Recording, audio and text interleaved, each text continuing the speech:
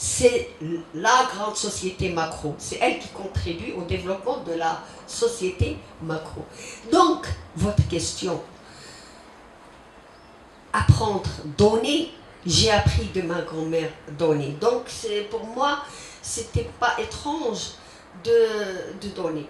Et puis, pendant mes recherches à l'université à Paris, je tombe sur un livre de Sarah Miss Bruyon, un petit livre dans les marchés de puces, qui est vraiment délabré dans une situation, à peine si j'arrive à lire quelques phrases. Et c'est ce livre, comment raconter les contes à nos enfants.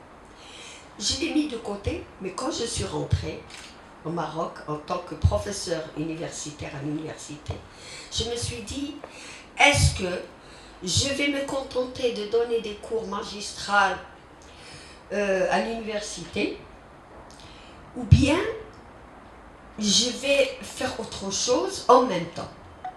Et comme moi je suis artiste aussi, je suis créatrice, je crée. Et puis je n'aime pas la monotonie. Je n'aime pas rentrer dans un amphithéâtre, donner un cours, sortir, etc.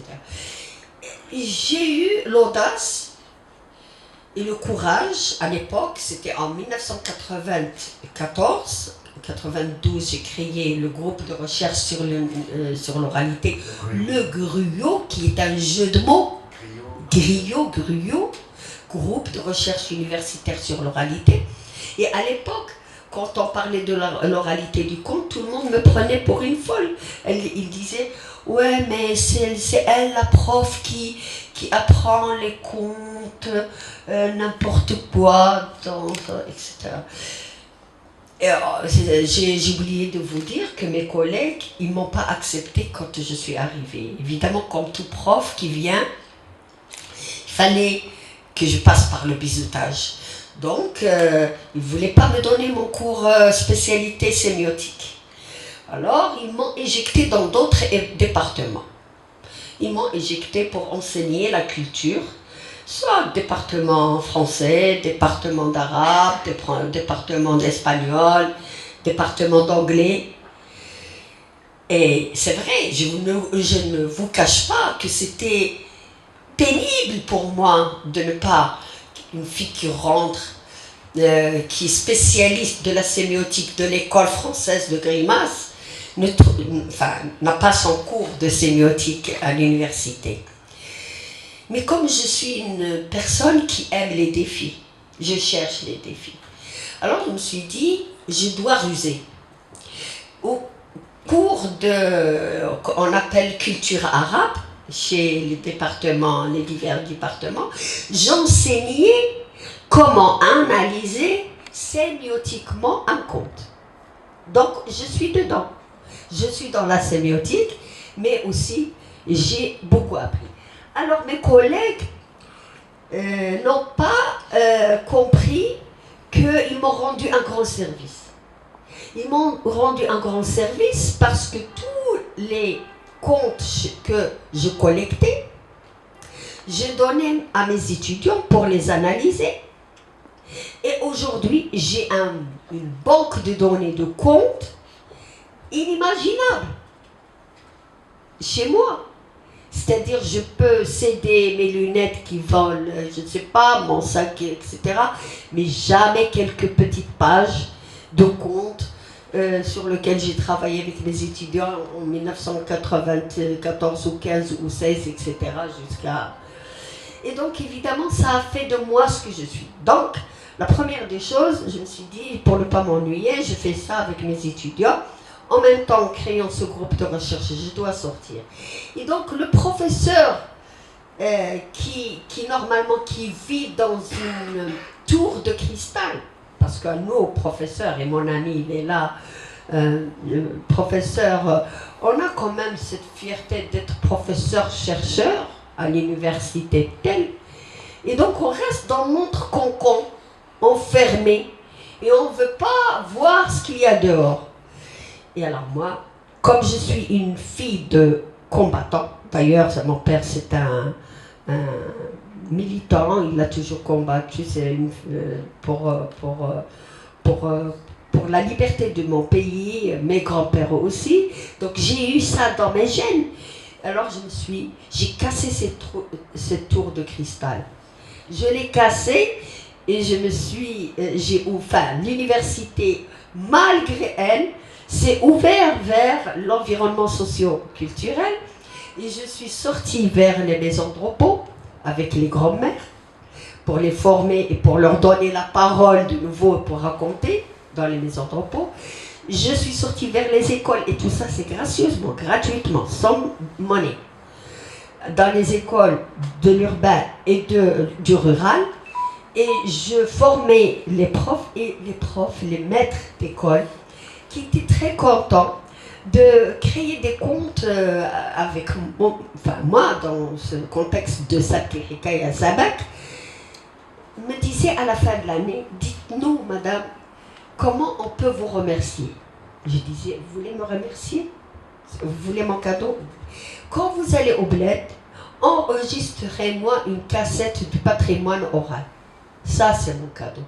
Alors, imaginez combien de profs avec qui j'ai travaillé, combien de cassettes j'ai collectées, et combien de comptes j'ai été, et combien de maisons ont été ouvertes pour m'accueillir avec le grand sourire, parce que j'étais la prof d'un étudiant pour faire l'analyse de Aïcha Armada, soi-disant le Cendrillon universel, mais Aïcha Armada, etc.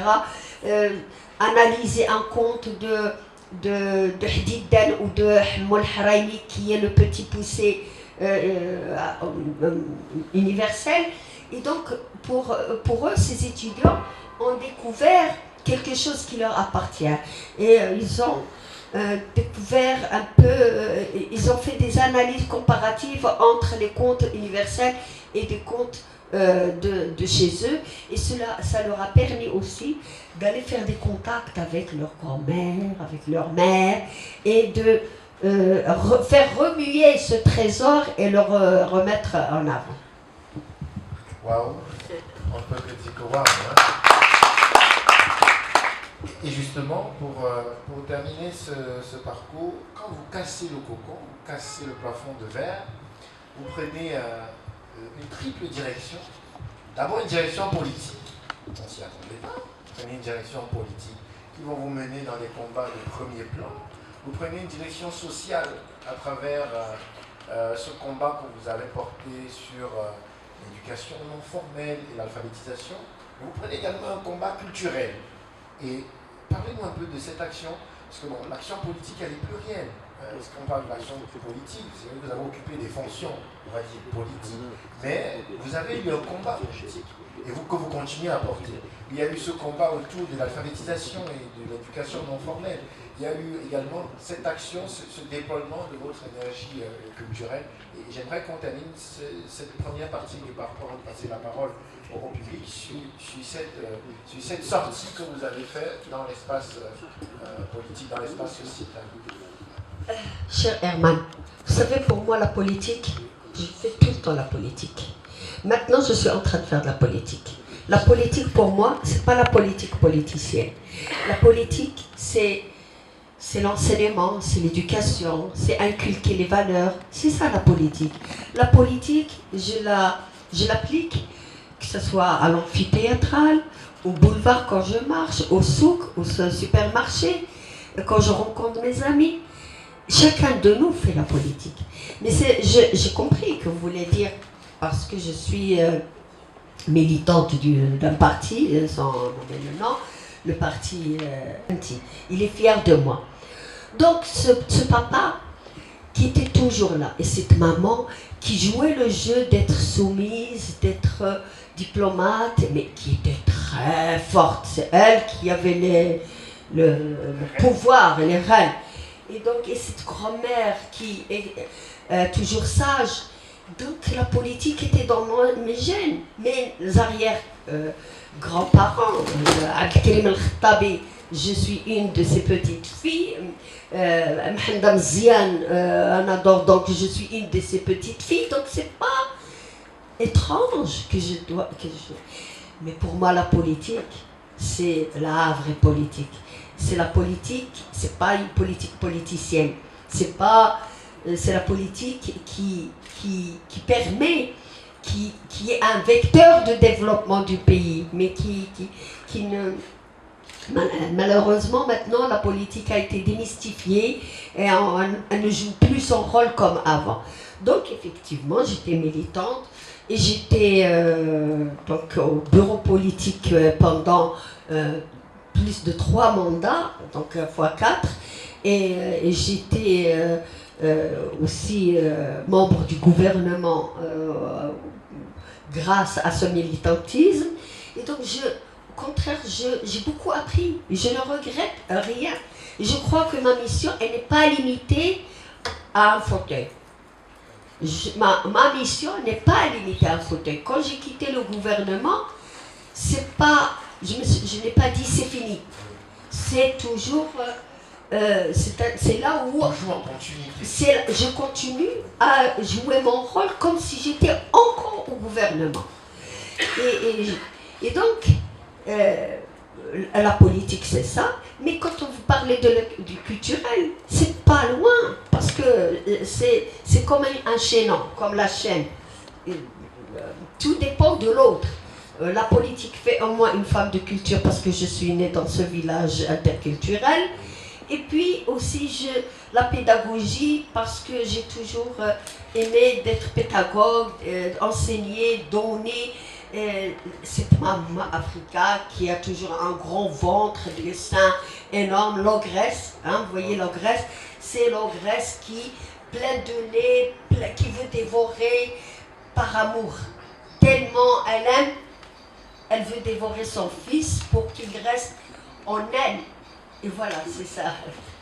Merci Maman Najima. Nous avons fait ce parcours toujours entre le conte et la réalité, mais est-ce que ce qui se vit dans le conte n'est pas finalement ce qui se vit dans le réel?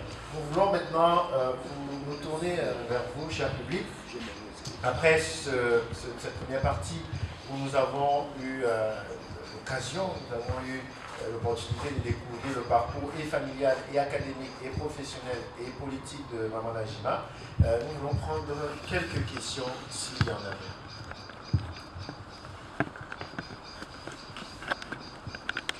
Je rappelle qu'après ça, nous allons passer dans une seconde partie où nous allons parler des initiatives culturelles de Maman Najima. Et c'est pour éviter d'accumuler beaucoup de questions que nous faisons ce premier arrêt pour prendre des questions s'il y en a. Oui. Moi, ce que je veux. Vous pouvez avancer s'il vous plaît.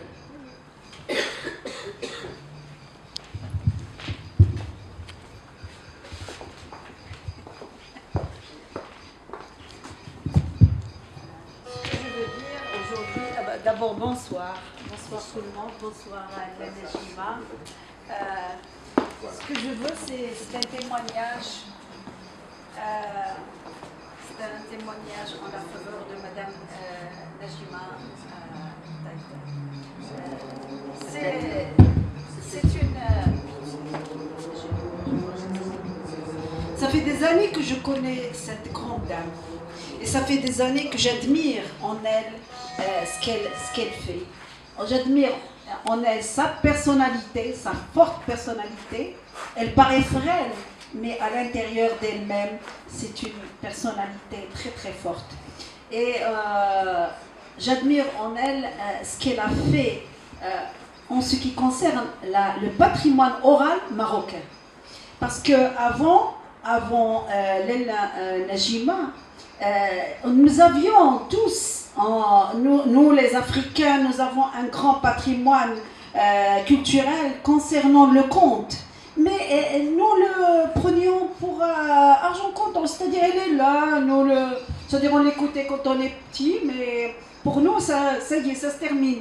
Mais elle a fait de ce patrimoine qui est très riche, qui rapporte notre civilisation de génération en génération et qui allait un jour s'exténuer ou mourir ou s'épuiser. Il a fait de lui un être vivant. Il lui a rendu la vie. Et je la félicite. Nous lui devons une fière chandelle à tous pour ce qu'elle a fait pour la culture marocaine, africaine et internationale. Et merci. Merci beaucoup.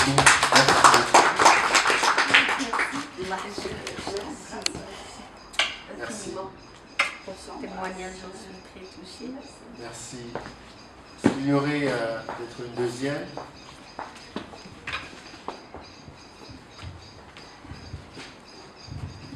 Alors, Maman Najima, je voudrais justement que nous emboîtions le pas pour parler de quelques... Voilà, on a choisi quelques morceaux.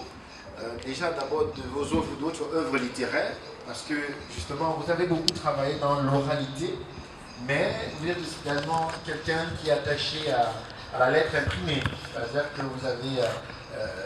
on appartient à une époque où la lettre imprimée, qu'elle soit imprimée sur du papier ou à l'écran, joue un rôle important dans la transmission du savoir. Et en tant que professeur d'université, enseignante, formatrice, vous avez tenu justement à graver sur le marbre ce qui était parfois oral et qui, comme le disait tout à l'heure madame, pouvait se perdre. Alors, je voudrais qu'aujourd'hui vous nous parliez un peu de vos ouvrages et premièrement en nous disant pourquoi à un moment donné vous décidez d'écrire et de publier. D'abord, je tiens à remercier Madame Nezha pour ce témoignage qui me touche profondément. C'est que Madame Nezha est une écrivaine et les poètes aussi, c'est pour ça qu'elle voit en moi un peu cette femme peut-être rebelle, je ne sais pas, rebelle qui n'accepte pas l'autonome, enfin tout ce qui est monotone. Et en fait, moi je crois beaucoup à l'oralité, puisque ma spécialité c'est le patrimoine oral, tout ce qui est immatériel. Et je crois, enfin, je n'aime pas qu'on dise, comment on appelle, tradition populaire, ou littérature. Au contraire, j'aime plutôt littérature populaire, ce qui veut dire l'adab shabi. Ce n'est pas, c'est pas quelque chose, c'est pas pour le savant et non savant, la littérature savante et non savante. Parce que pour moi, la tradition et la littérature orale, elle est savante. Il n'y a pas de littérature savante et non savante. Donc, vu ce que j'ai appris par mes enfants, ma grand-mère par mon milieu, et ce que j'ai appris grâce à la théorie sémioticienne avec mes professeurs à l'université de la Sorbonne et de l'école des hautes études à Raspail. Et donc mes professeurs étaient Gérard Genette, étaient Camille Lacoste du Jardin, c'était des profs des grandes sommités avec qui j'ai beaucoup appris. Et d'ailleurs Camille Lacoste du Jardin, c'est elle qui a écrit le livre Le Conte Kabyle. Et donc j'étais fascinée par cette femme, par ce travail, une Française qui va puiser, qui va chercher dans le conte kabyle. Et j'ai beaucoup appris. Et donc ça m'a donné aussi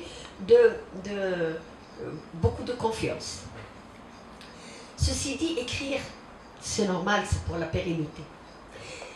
On accepte d'écrire, de transcrire, si on veut dire, pas d'écrire, de transcrire, cette tradition orale, parce que quand on raconte un conte oralement, c'est pas la même chose quand on le lit, ou même on le traduit. Un conte, je ne sais pas, Burundi, de la Burundi, quand il est traduit en français, c'est pas la même chose. Un conte marocain, Souci ou Arifin, quand on le traduit, c'est pas la même chose. C'est pas les mêmes mots, parce que même dans la tradition orale, dans la littérature orale, il y a de la métaphore, il y a des mots, il y a de la musicalité, il y a de l'opposition, il y a tout de ce jeu, c'est embellique, c'est joli, c'est tout ce que vous voulez. Donc c'est comme dans la grammaire et la conjugaison de la littérature orale, il y a la même chose dans la littérature écrite. Donc, pour moi, il m'est de mon devoir de sauver ce qui est à sauver. Puisque d'abord, les grands-mères et les conteurs traditionnels, ils vont vers la disparition. Qu'est-ce que j'ai pu faire? Ce que j'ai pu faire modestement, d'abord, j'ai introduit le conte dans les écoles comme moyen d'apprentissage des langues. Il s'appelle le programme SABAC. Le programme SABAC a donné ces expériences. Ces contes écrits par les élèves des classes et des contes extraordinaires. Des contes, évidemment, au début, comme je vous ai dit, j'ai rusé, j'ai travaillé avec SOS Village, j'ai travaillé avec Terre des Hommes, j'ai travaillé avec les écoles privées, avec le centre français, qui s'appelle à l'époque le BELP. Et après, c'était l'Alliance française, parce que j'enseignais le français à l'époque là-bas. Mais j'ai triché, j'enseignais le français en m'appuyant sur les contes. Et donc, un des contes qui a été très connu, Petit Chaperon, Corail, etc. Donc, ça, c'est la première initiative. Deuxième initiative, comment sauver ces conteurs qui sont dans les places publiques. Ces conteurs qui n'ont plus de public qui les écoute. Jamel Fna n'a plus de public spécialement pour les conteurs. Jamel Fna, c'est une place pour manger actuellement. Une place de bruit. Il n'y a plus de conteurs. Donc ces conteurs qui envoient de disparition, ceux qui sont morts et ceux qui racontent, mais vraiment avec une confiance cassée, une psychologie qui sont vraiment dans une situation lamentable. Je me suis dit, tiens, il faut d'abord que je les revalorise. Valoriser le métier du conteur. Alors, je me suis battue pour que le ministère de la Culture reconnaisse ces conteurs comme des artistes. Donc, actuellement, ces conteurs que nous conseillons au ministère de la Culture ont le droit à une carte d'artiste comme le scénariste, comme n'importe quel artiste, un agent de théâtre, etc. C'est un artiste. C'est un artiste. On ne peut pas dire autrement. Donc, enfin, on a pu. Il y a encore un chemin très long puisqu'ils n'ont pas encore leurs droits, ils n'ont pas de sécurité sociale, ils n'ont pas. Mais on a fait c'est-à-dire il y a eu l'académique, la recherche, aller vers la collecte, les analyses sémiotiques et ethnosémiotiques. Et en parallèle, il y avait le côté pédagogique, aller vers les écoles, inculquer aux élèves l'importance de leur conte, s'ouvrir sur d'autres cultures, culture africaine, culture occidentale, culture, etc. Et deuxièmement, faire introduire dans les écoles les mamas, les grands-mères, qui étaient normalement enfermées dans ces maisons de repos et qui étaient aussi la bouche fermée et un mur, ils ont bâti un mur en ciment de l'oubli pour dire je ne me rappelle de rien quand je les interpellais, quand j'allais tous les jeudis voir ses mères, ses grands-mères, et elles me disaient je ne me rappelle plus de rien. Alors il y avait une chaise que j'appelais la chaise de vérité. Je me mettais dans cette chaise et je racontais des contes. Je racontais à ces femmes des contes de Haïna, de Lunja, de tous les contes. Et alors, chaque fois quand je commence mon conte, il y a une d'elles me dit « Oui, mais celui-là, je le connais ». Je lui donne la parole. Je lui dis « Qui vous a raconté ce conte ?»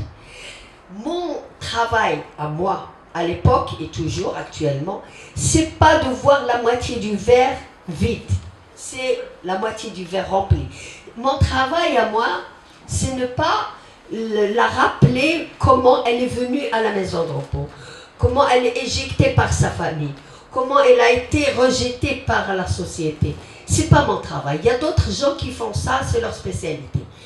Ma spécialité et mon devoir et mon travail, c'est de lui rappeler sa grand-mère, de lui rappeler les meilleurs moments de sa vie, de lui rappeler sa maman, son nom de famille, où elle habitait, ou comment elle était entourée, et qu'est-ce qu'elle racontait. Et puis, ce slogan qu'on a choisi, Hadith ou Marzel, je ne sais pas alors comment on peut le traduire, Hadith ou Marzel, parole aux grands-mères, alors parler et faire quelque chose en même temps, c'est un proverbe très connu au Maroc. Et donc,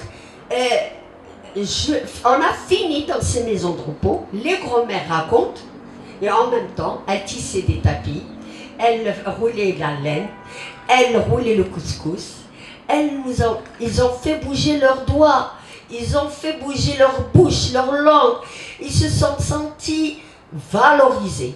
Je ne me suis pas arrêtée là. J'ai mendié des djellabas, j'ai mendié des robes, des belles robes.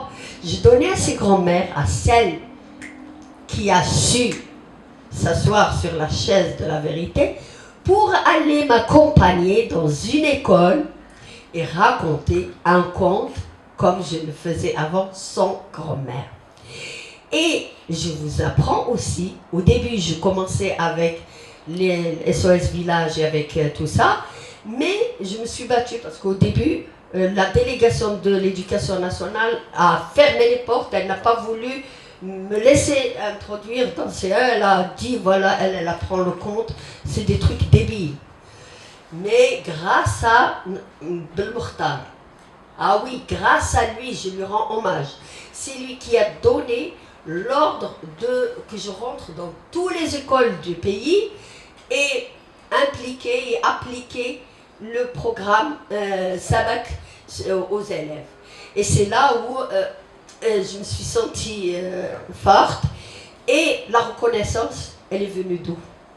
Elle est venue de l'Union des universités méditerranéennes, UNIMED, à Rome, où j'étais conviée comme plusieurs experts de la Méditerranée, nord et sud, et on devait présenter nos projets. Qu'est-ce qu'on fait avec chacun devait présenter son projet. Et moi, bêtement, je n'avais pas de projet à présenter. J'étais encore jeune professeur. C'était en 1998. J'ai présenté, puis j'ai quitté la salle au moment de la délibération pour parler, papoter avec des hôtesses. Voilà, tu portes quelque chose de bien, oui, c'est original et tout. Et c'est là où ils ont annoncé mon nom. J'ai été classée, le Sabak a été classé le premier au niveau de la Méditerranée. Et c'est là où on m'a attribué experte au patrimoine immatériel méditerranéen. Et c'est là où tous les pays de la Méditerranée, grâce à l'Institut français du Nord et du Sud, sont venus à Agadir assister au Festival international Maroc des contes qui était si la différence m'était comptée. Et donc, tout ça a fait que ouais, bah c'est un conte qui ne termine jamais. C'est un conte qui ne se termine et se terminera jamais. Oui, après, excusez-moi, grâce à ce programme Sabak, l'UNESCO m'a contacté et donc j'ai donné plus d'informations sur ce Sabak et toute mon expérience. Et l'UNESCO, j'étais honorée d'être membre de l'organe consultatif de l'UNESCO et l'association association Contact, qui était Gruot avant, a été est maintenant actuellement une association accréditée par l'UNESCO. Tout ce travail a permis la création d'un personnage que vous aimez beaucoup, que le public aime aussi et qui est en train de se développer, l'ogre. L'ogre qui puise évidemment, on l'a bien compris, dans votre parcours, non seulement familial, le parcours de formation, la rencontre que vous avez eue avec toutes ces grands-mères, mais aussi ce voile qui s'est levé sur l'ordre qui était votre père et que vous avez découvert comment il était rempli d'amour pour vous au point de de fondre en larmes au moment de vous voir partir, et aussi de l'ogresse, justement, qui fabrique l'ogre, mais en même temps qui